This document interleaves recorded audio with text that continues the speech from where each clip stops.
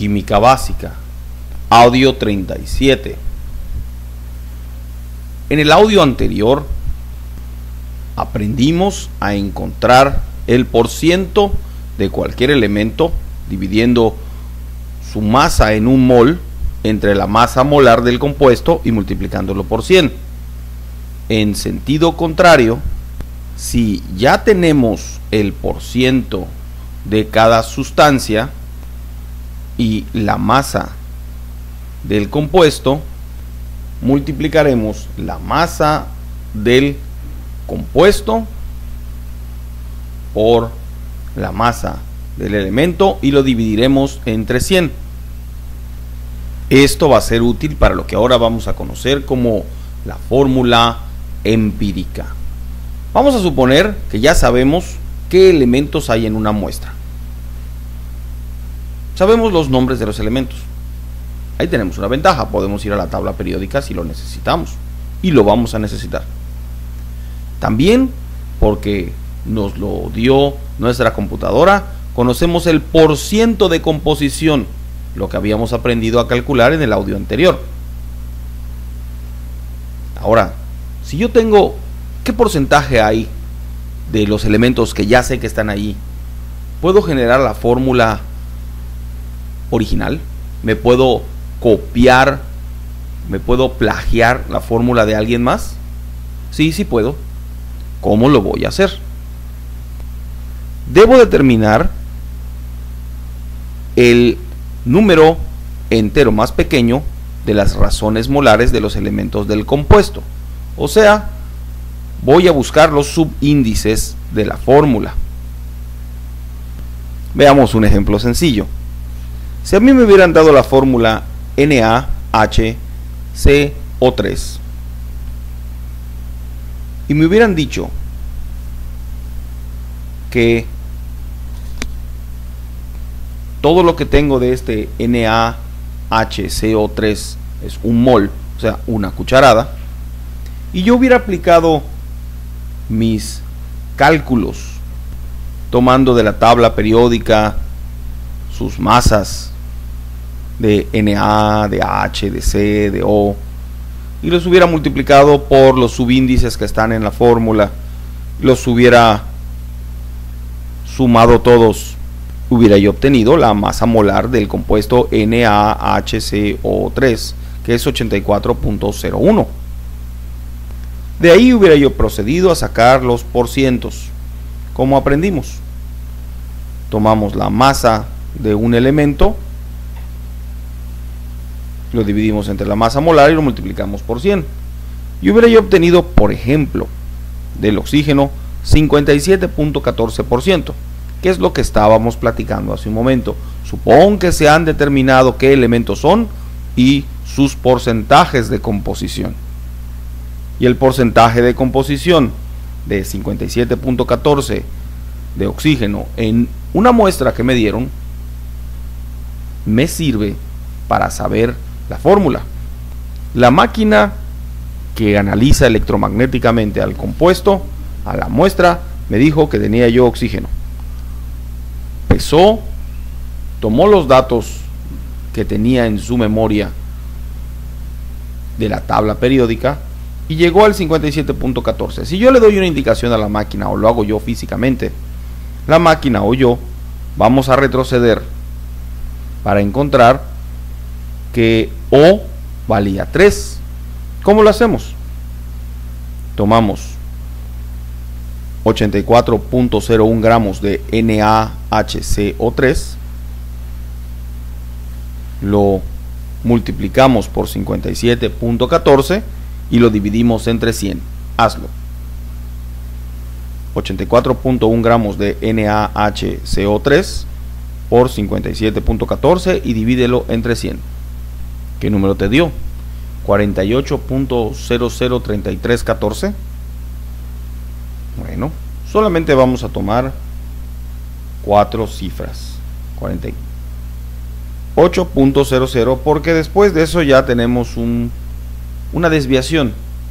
Nos vamos a quedar con el 48.00. Si no quieres hacerlo así, procede de todas maneras con el siguiente paso. tenemos que tomar la masa que nos dan del elemento oxígeno en la tabla periódica. Estamos retrocediendo los pasos de los audios anteriores para llegar a la fórmula. ¿Cuánto vale oxígeno? 16 gramos por mol. Entonces dividimos 48 entre 16 y si utilizaste todos los decimales te dio 3.0002072125. En realidad es 3. Y he aquí el valor del subíndice confirmado. Ya estamos sacando la fórmula. Así lo hacemos con todos los elementos. Claro que los demás de NaHCO3 tienen subíndice 1. Y las divisiones y las multiplicaciones nos van a llevar a números 1. De esta manera ya sabemos la fórmula por medio empírico. Hay que fijarse también que utilizamos una razón no decimal, o sea, nuestra división tuvo un denominador que no fue un múltiplo de 10. Es muy común en el laboratorio utilizar muestras de 100 gramos y por lo tanto la división va a ser exacta y va a resultar que los porcientos de masa presentes en la fórmula, al dividirlos entre 100, van a dar exactamente iguales, pero en gramos. Es decir, si por ejemplo yo tuviera 8.16% de presencia de un cierto elemento en un compuesto, al dividirlo entre 100, me daría que su peso es 8.16 gramos, cosa que no sucedió en el ejemplo anterior. Esto es una cuestión de distracción aritmética. También puede suceder que al calcular la razón molar, nuestro denominador genere un número que no sepamos si en realidad es 1 o 2, porque tiene puntos decimales. Estos los tendríamos que utilizar como subíndice de los elementos, como hicimos en el ejemplo del inicio de este audio, con el que nos dio resultado 3. No lo podemos hacer porque no son enteros. Una forma de buscar los enteros es dividir los valores de moles con punto decimal que hemos obtenido entre el valor más pequeño de estos. Si salieron dos valores, uno con 1.249 moles y otro con 3.747 moles, dividimos a ambos, el 1.249 y el 3.747, entre el más pequeño. De entrada garantizamos que de esta manera el primero, el de 1.249, al dividirse entre sí mismo nos va a dar 1, y el otro, al dividirlo entre 1.249, también se va a acercar a algo que sea fácil de redondear.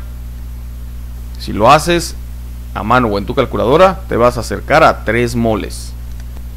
Recuerda que esa es una fórmula empírica. Queremos conocer los tantos proporcionales, la relación proporcional entre los elementos de un compuesto.